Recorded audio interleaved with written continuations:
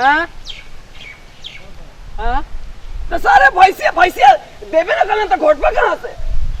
हाँ हाँ हाँ पोपो पोपो करता बा जब पैसे नहीं देना तो कहाँ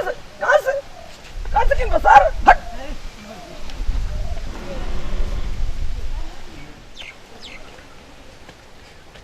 चले चल लिया मारम की छिटाच बस रे हाय ला हाय ऊपर चल गुल कर ए टन महाराज हाय कहो बाबू क्या कहता हो ऐसे पड़ा मत सारे परल बड़ा हाय हमने लुक में कहां जी बहुत दिन में हां वाले रे गोटले रे हां खाए सुतल बनी हट ऐसे कहो बैठलवा हां तू खाना खइलो अभी आवा था भैंसे के बात करके तब वो बोला कि हम ना दे हम 10,000 में ना दे है मांगा था दूध मांगो कितना में ले भैंसे वो हम कहानी कि 5,000 दे हम तो कहता ना 5,000 में बकरी मिलती सब भाई की बड़ा 5,000 में कहले तुम मत जाओ हम चले जाए हां का सही है 3,000 केनु लेके आई रही रे का हमार बाल्टा दूध ना दोला ले लो तो खियाओ तरा गोबर दे खालसी वो ए पतो रानी दरवा में उलट गइलू हां खाली लिपस्टिक का पड़ता तारू बहिनी तेरी लावा घोटे बात कुछ रोटी लाओ रे नहीं खाना मांग रे अरे का करतलू हो है जा बैठ भैया ए तुरबा का खाटिया अरे ला बाबूजी खाना दो रुक जाई लावा तनी हां सर दूध रोटी सुबह नु खइला हां ठीक कोसी हाइला हाय क्या देती रे अरे भात सब्जी का दे बनी है हम कहीं का हां भाऊ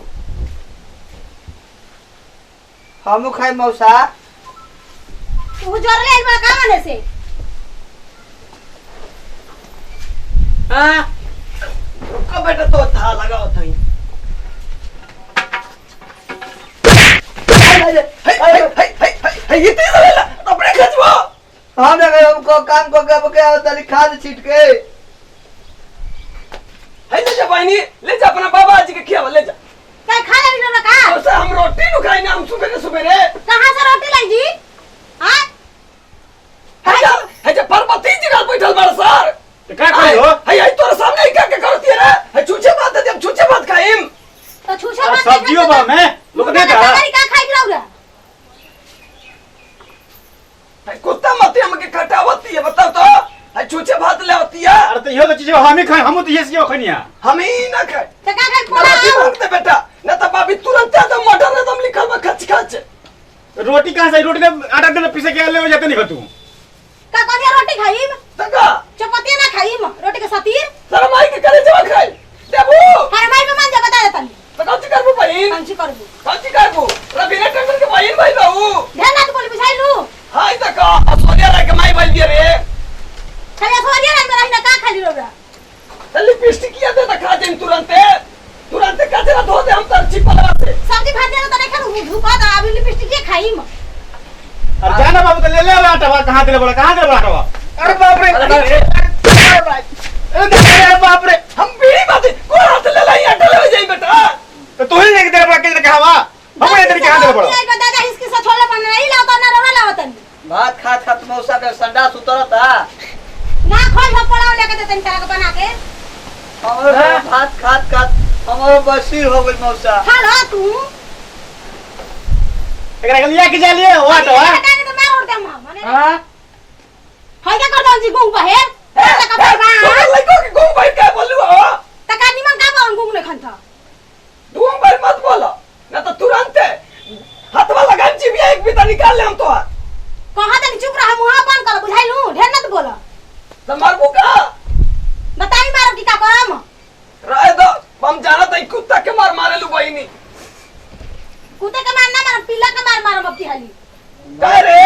हइए देखो हमरा के ये तरह के सोच करी हम ठीक टेढ़ हो गई तब का तो के जन्माते नहीं तुम टेढ़ हो गई बेटा बियाह शादी कर दे तो टेढ़ हो गई नहीं बिना मानने मतलब हम तुम्हारा तरह लो हाय बोझ तारी तोर बागुल तो टेढ़ हो गई नहीं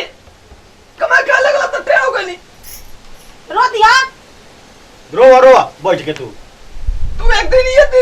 ये दिन तो खाई पाए करबा बेटा लाला से तो ठीक है तुम्हारे जाके आटा वाले आओ हाँ मारा सा चला चल या तो ये आटा लेके आवे जा कल करो तू घर में मारा सब जा ले आओ बना दे गरम गरम चपाती फुला फुला दे खा लियो गबा गबा अच्छी बोलो बहनी अच्छी बोलो घर में गरम देबो हां ले ले पका चलो बा ले हम बैठा ले लाओ हट रे हट ले लाओ हां बैठा ले आओ तनी बैठ रे तनी अचार लई ह चटनी ले आई तरह के खा लियो चटकार जीवी निकाल ले जल्दी ले ना तो सेरा जाए बहनी ले कहां से लाई आटा का बा लई लो फालतू का मार दलो अब के कह दे गरम गरम बनैले बनी त का कहियो कान कोला लो तुम कह दे चपाती बना ले बनी गरम गरम अरे जा ले आओ अब नो बेटा घर में अब खून होई हमें कितना काठी ना नुए से कि पूरा अंगनवा में खून होती जब पैरवा पर खून है ये चाहते भी अभी तो तोहर लोग हम मर्डर कर दम हम चाहते बनी है कि बुढ़ा मार अरे खानदान पहले बंदूक देख ले बा लैंड पिस्तौल मार ठन ठन सब तरह खोपड़ी के इंजन ढीला हो हाथ देख ले बा पिस्टल बोल ना तरह खोपड़ी के इंजन ढीला हो जी बहिनी आई रे मर जाए जब कहां तरी की काहे के ढांचा बनाई है सर हमारी इंजन ढीला हो गया भूखा गुलाट को इंजन आगे हो गया मुड़िया नीचे हो गया चल घर से पधार आई है तौरी चल तो राक्षस से तो लीडर लेकर पीछे आटा ही तो पराठा बनावल जी हम निकल लगे हां चलो अब हाल के होकबे करो हां ले बताई एकली एक छटा काटा ना मिली जा तुम्हारा काम नहीं है जा से आटा के हलवा पराठा बनी हां कब खा लियो हलवा का साथी हाँ सरे आठ वाले बता लाबे कोट बा हाँ ढकने सर आटा के बनी ए गोंग भैया हाँ आटा लेवे के बा आटा गोंग भैया लेवे के बा हो हाँ अरे के छोड़ ना तू जा कहां है तेरे घर के मार ले जाओ जा अब के जाने कौन सी खिया दले बड़ी नहीं कि मैं जा जाओ पलाते रे जो पलाते हो हम कर की जो जा गरम चलो जल्दी ना तो दुकान बंद कर दिया आटा वाला चल जल्दी और जल्दी रे आज मस्त हाँ का उतर मरी रे अरे उठाओ रे अरे आराम से आई रे आराम से उठा उठावे का तो सारे अरु पलाटा तो हुई जल्दी इंजन में ढीला कर देबा हाँ तो काहे लाया भैया हाँ हाँ हाँ चलो तू तो एकदम हिला देले बड़ा बेटा मौसा आटा ही तो ढकने सर बोलाइबन हो ढकने चल ना पहले पूरी बनी ना पहले ढकने पूरी सर खाए चलो मौसा आटा लेबो त पुरुखिया बनइबो नु आय। पुरुखिया बुड़ुकी आ पुरुखिया कैसन बुड़की रे पुरुखिया अति होला सारे फालतू बड़ा एकदम से लो आई तो केटवा बंद कइले बरे आई दादा हाँ कहत तो कौन रही बाका रे पिछवा ए खोलो आटा वाली के बाजे ना खोल बनो कल्याण बमा उड़ा दे हम तोर गेटवा पूरा कौन है सब कि बोरवा में से आटा निकाला था बिहार त लागत ढकने सर पापत करी का हाँ चोदा चमन नगरे हट चोदा है गुंग भैया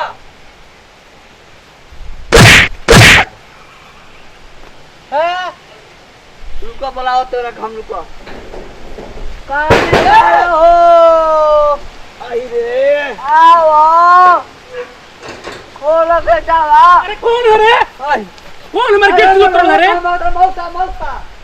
हई आफत विपत चिरकुट बाबा तू हो कहीं का आवत पैसा मत एकदम से आ त मर त तारे बुझाइला कि चोर लेखा गेट हमर तुर देला लोग मत जियो सुखा गुला हमनी के आफत विपत जाए चिरकुट बाबा हई आफत विपत लेके चलो तोड़ा अरे तू मत आप हमारे लिखवा के कुछ कुछ बोलत आप तो पाड़ा मत मार एकदम देखा तो अच्छे तो वैसे कहा जाला चोर लेखा मर त पीटो तोड़ लोग तबे ले चल मत पीटा था बुझा लगा था कि तो सोने चांदी रखला हो का घरवा में बुझाता कि सेन फोड़ देबो अब घुसो मर दे घुसो लोग चल अब चल चल चल चल ए सारा घूम हाँ, पहले घुसाओ। एकदम चलिए से ए गोंग भैया तू एकदम चलिए से खत्म में बड़ा ए गोंग भैया एकदम रेलगाड़ी का चक्का मत एकदम जाम बड़ा खत्म अरे शिव जी के मंदिर में नहीं खोलो घुसत की हाथ में देरी करत आवा है ने चला भीतर रे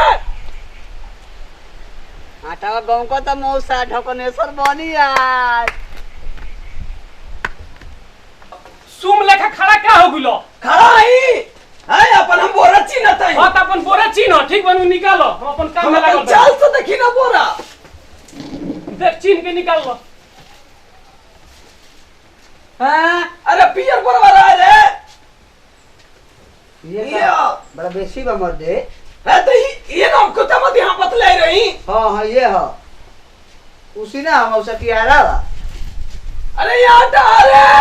आटा हो हटा है गोंग भैया तू एकदम ऑल इंडिया से एकदम खतरनाक बा हटा बन बन अरे याफत विपत से ना चिन्ह तू ही चिन्ह पढ़ल बड़ा दोनों फाल्ट बड़ा सब चिन्हे के बा मिल गई तो मिल गुल्लू हां हां निकालो धरो तो दी पे धरो हम तले फितवा ना चाली जाम हो गुल बा होई हो हां तो रख ले अब एकदम पुराना मशीन तो मतलब जान ना होई पूरा नसीन बा हचा हचा आटा खींचे ले हां तब? पोकलेन का ही हो ओपले नहीं है हां हाँ। हां इस साफ आफत विपत बा अरे गोंग भैया तू आ तो चाप ले बा हट अरे लाइनिया मारती है ने लाइन बा चुतरा हां हट कोहनिया मरते से आफत विपत अरे बोका देख रहा है कौन है तू डालो पड़ा हां चढ़ा दो तुरजी पे हो हां अरे 32 किलो ला चढ़ा देले रे हम नहीं किया मौसा ले पूछो ए बाबा तू ले रहा मरते 5 किलो ही 32 किलो कैसे चढ़ा दलो हो हम 5 किलो ले रही हमें इतना बड़ा मोटर लेके आई रही है इतना है तार चश्मा ढीला का हो गइल बा हाथ में बड़ा मोटरी रहे कि इतनी मोटरी रहे हम इतनी से हमार पूरा एकदम खानदान रावा मती में खानदान बटे अच्छा। सब हमने आदमी खा ले पा मती भाई बड़ा खा करके रावण मती होकर से चाहे पुलवा मती होकर से हमारे उससे का मतलब बा 5 किलो गेहूं ले गेलो तो 5 किलो आटा ले जीबो 5 किलो ले रही हम 32 किलो ले रही तार दिमाग ठीक बा कि ना कि ढीला हो गइल बा बताओ तोरा दिमाग ठीक बा कि ना भैया तोरा पूरा खानदान के हिलाते हम तुरंत है हिला दे बा तू हमरा के हिला दे बा 5 किलो गेहूं ले ला तू ले जीबो 32 किलो आटा तो हमारा का मर बा बुझाई लू ए 5 किलो ले चढ़ा 5 किलो में हमारा ढकनेश्वर बन जाई अरे तोरा घर हां हमरा से ना समझते समझा ए गोंग भैया हां समझा लो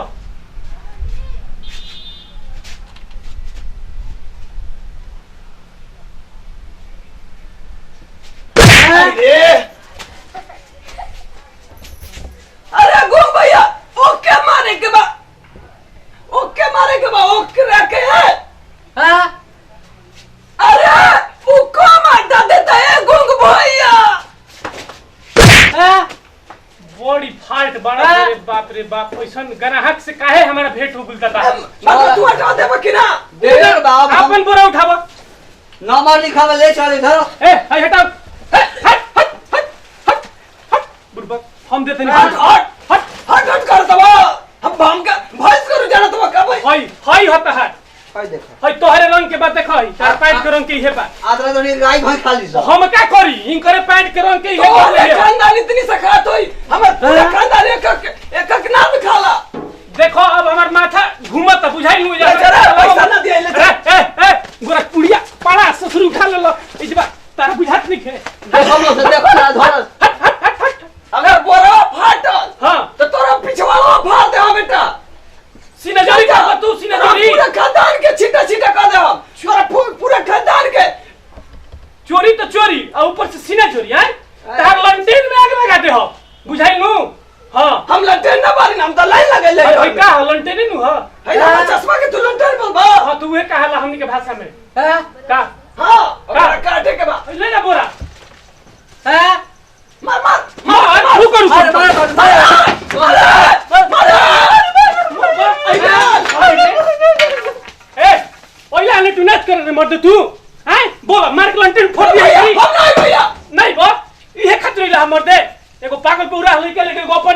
आई हो भाई तारा के बुझाई नु आई हो मैं भैया हम तो निमने कहानी कमरी बोरबा हो हनु अब ले जीबो कि ना शांति भैया पियर का हो हां तो ठीक पर ले जाई हमर दे आज के बाद तू दुकानी प्यार बता के देखियो हम का करब चलो लाठी का टलना 27 किलो 700 हम लाठी का टलना काहे हां हमर बीपी बढ़ा देला कहत और गिलास काट रहला का भी ता लगाओ तई हाँ। गोई पर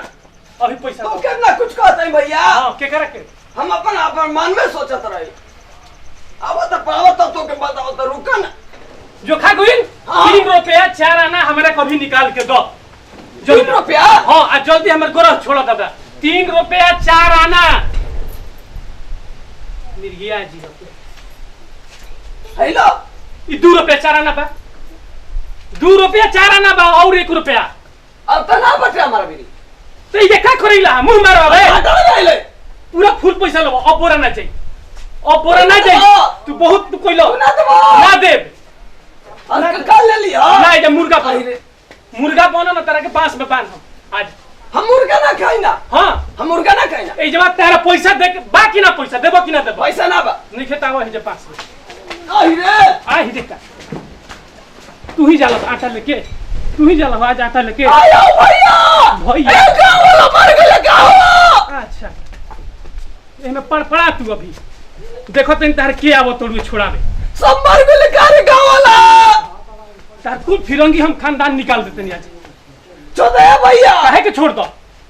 हमके पिछवाड़ा से धुआं निकाल देता भैया धुआं निकाले दो रुको ना चोदे भैया रुक। चोदे भैया छोड़ दो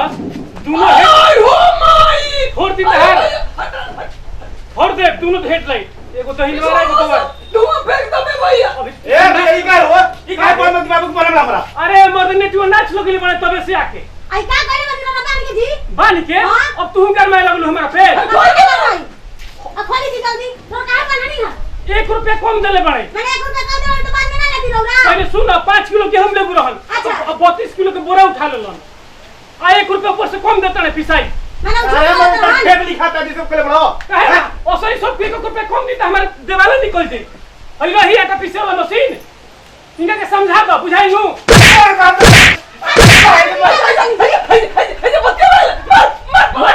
अरे होई देखो बोलिया बता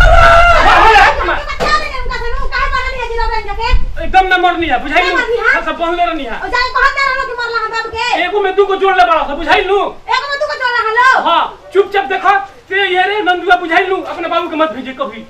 गेहूं पिसावे के बुझाई लू इधर ना घर हमेशा मत ना दे हमारे ऐसा आदमी ना एकदम कुत्ता मत हमारे के मरला सा ये कैसे रहता मत अरे ये न खड़ा हम शुरू के तो नहीं जानती कि अरे ऐसा मैं का नहीं मारा ना खड़ा हो दा अरे इनकर गांव घर पैसा जाने ला हमारे बेटा पिछवाड़ा मार गई फुला दला रे ओह रे बुढ़ावा तोरा पिलवा पर हाथ ना झूठ बोल रहा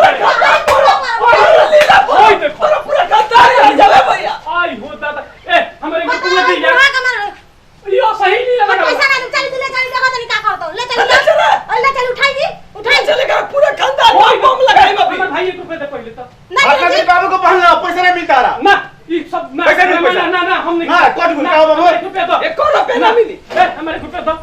हमारे को पे तेरा पैसा नहीं तो कहना कल हमरा से का कुछ पे हमने के 3 गो अबे केला तू बड़ा तू कुछ करबा ओए तो दादा ना अभी को भागा दर कबे दिन छोड़ा तो मार के तेरे मुंह देना भी चलो आ छोड़ दे रे आ छोड़ दे रे धोइले कहां में हाथ से छोड़ता है ना तेरा धर रे ए 1 रुपया दे ना मिली 1 रुपया ओए दादा ए हमारे जल्दी 1 रुपया दो मोड़ दे अभी तो पैसा मिली चलो दूसरा बोरा हेलो रटवा कबे अकेला वहां तो ढेर पस बनत रहला हां चूड़ी के खानदान के का हो जल्दी से जल्दी तू लागत खानदान का का जल्दी भागो तो चलो चलो चलो हाय पर भाई केला उठा लेलस रे अभी खा नहीं बोलो हाय सब खियाल राज काम दिखा देला बेटा चलो चल चल जल्दी चल देखला तुरंत हां तो हाथ ना तू जुलुम कइले बड़ा जब ई आटा के रोटी खइबो तब तारा संडास में बौसील होई खून निकली हां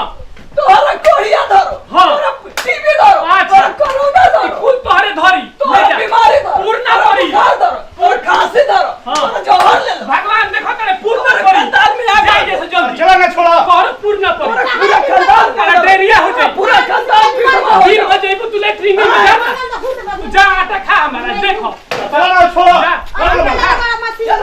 डेरिया हो जाता है पूरा खानदान